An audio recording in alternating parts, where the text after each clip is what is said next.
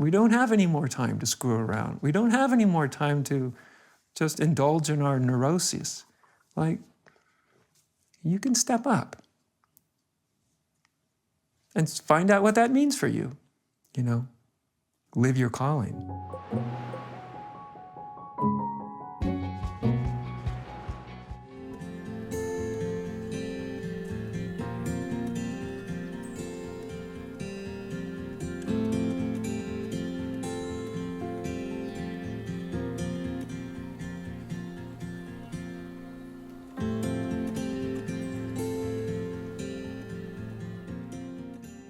What works, Adya, when it comes to helping people spiritually awaken? First of all, help them believe that it's possible for them. That it's just possible. Doesn't mean they won't have doubt, but that it's it's possible. Get past this idea that this is totally rare and totally unusual. And, you know, I remember reading an article not too long ago where there was this big survey of Americans, tens of thousands of Americans. They asked people, how many of you have had something that you would call a religious experience in your life, whether you're religious or not? I mean, it was well over 80%. It seems outside the norm because we don't talk about it. We haven't valued it in the way it could be valued. You know, we haven't enfolded it into our cultural dialogue and discussion. But so that's really big. That's really, really big. And then to me, the other things are combining two forces. That's maybe the most important thing that I've found. There's these, I think of it almost like the yin and the yang, energetic. The yin is meditation. The way I teach meditation, it's all about letting things be as they are. It's soft. It's about opening. It's not about trying to zero in and concentrate everything out of your experience. It's trying to open up to the totalities. And then the other part is inquiry, which is more yang, more dynamic, more energetic, more, you know, who am I really? What am I? What is life? What is God? Like, you know, this, and you can feel it has this more energetic, this oomph. And what I've found through a lot of experimentation is just the yin meditation approach often doesn't have the dynamic, energetic quality of the unresolved question that can really spark insight. It's like the flint, you know, you're putting it up in dry grass. If it's just the inquiry, then it can very easily get too heady. And what I found is when I combine these two together, those two forces interacting create something very dynamic, and it's really powerful for awakening. You know, I've been super moved by a few different moments in our conversation, and I'm curious what you have to say to young mystics today. And if we could end with you perhaps giving, you ready for this? 3 pieces of advice. I know. Okay. I know advice might not be your favorite word, Yeah. but 3 Okay. directions, questions, inquiries, advice to young mystics today. Well, I always try to talk in ways that don't sound cliche to me. I'm having a hard time because a very cliche phrase keeps banging up in my head, so that's the one I'll have to share to start with. And it's like, you know, value the light in you.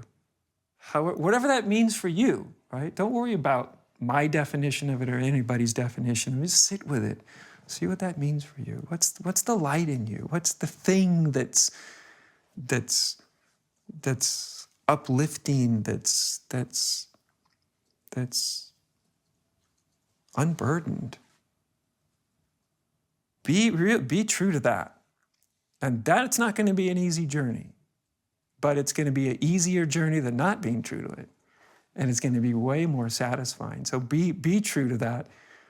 So that goes into like, let's just all of us, me, you, all of us, let's just keep questioning ourselves, like keep questioning our assumptions, especially those assumptions that come in and want to diminish somebody or make sure that people know someone's failings, or, you know, that part of like, let's question yourself. Like, what am I doing? What impulse is happening here? Who am I really? You know, am I the person the society tells me I am, or my parents, or or that I tell myself that I am. Really, let's get down to what am I? But the last thing I would say is watch those mind states that we can all get prone to in the current day, where you can just feel overwhelmed and disempowered and, oh, what's worthwhile? And just remember, if you feel like that, man, like, go to the grocery store, and when you're in the aisle, just turn around and just say something to somebody, Hey, how you doing today? Or if they're suffering, I remember seen a lady that was just in anguish. She was pushing her cart, and she got behind me, and she was in anguish, and then she's putting stuff on the little conveyor belt, her groceries, and she's kind of swearing under her breath, but I could also feel I looked back like, who's swearing? And then I could see her face, and there was this tremendous sadness in her face as she was angry. And I had that tendency we can have when something like that's happening. It's a little uncomfortable. So I kind of, you kind of like point. But then I was like, no. And something in me just said, I turned to her, and I just said, and it's a sincere way. I said, hey, how are you doing?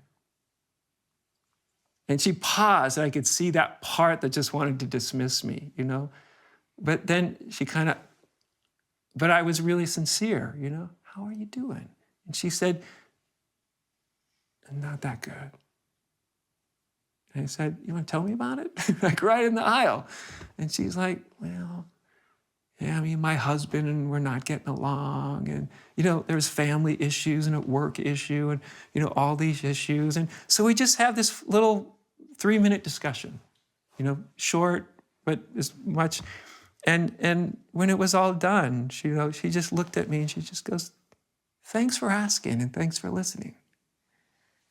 And I didn't do anything special, right? I just followed an impulse, a human impulse. That you either go away from the uncomfortable thing or you go towards it. And then whatever barrier you have, you just reach out and you become the intimacy and the closeness you want other people to be. And I'm just still, to this day, I get surprised by how often people have a really positive response to genuine connectedness. So I think that's important today too.